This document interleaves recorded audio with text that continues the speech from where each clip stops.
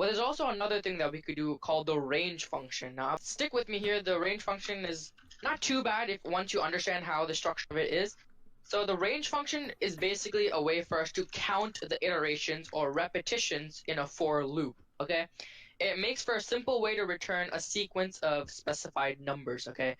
And the structure is for I in, so we have the same for I in structure as before, but instead of using a list this time, we're going to use the range function, okay?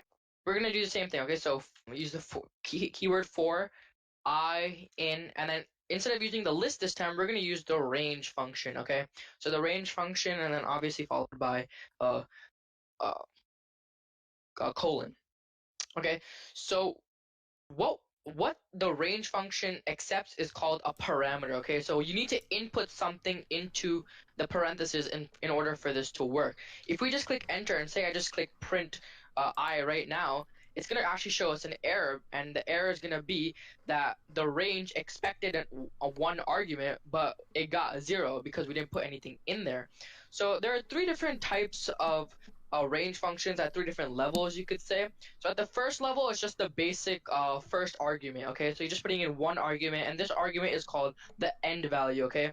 So say I want an end value of 5, okay? So the way this line of code is read is for every iteration when the number is in the range 0 up to, but not including 5, okay? That's a mouthful, and I'll explain it, don't worry. Okay, so so basically, I said that with only one argument, we're only putting in the end value, okay? So that means we're going up to, but not including the value that you input. And so since we didn't specify since we didn't specify a starting value, it automatically gets set to 0, okay?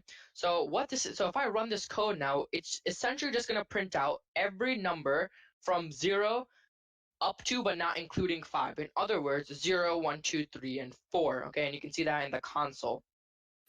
Okay, now there's a second level of the range function. So this first level was just called, it just needed to take one argument called the end value.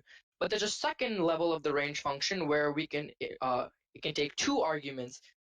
Okay, so as I said before, so we have there are three different levels of the range function. We just went over the first level, which was just inputting one argument known as the end value, and there's a second level of the range function called not called, but it accepts two arguments. So the first argument is actually the start value. Okay, start value, comma the end value. Now, if you remember from before, we didn't have to specify a start value, and it automatically set it to 0. But now we have the option to do so. So say I don't want to start at 0. Maybe I want to start at 5, and maybe I want to end at 10, right? So again, like before, we start at 5, and we go all the way up to, but not including the second number, which in our case is 10. So again, we're repeat the following code for every item in the range 5 to 10, or every number in the range 5 to 10. So if we run this code, now it's just going to print out all the numbers from 5 up to, but not including 10. So 5, 6, 7, 8, 9. Okay.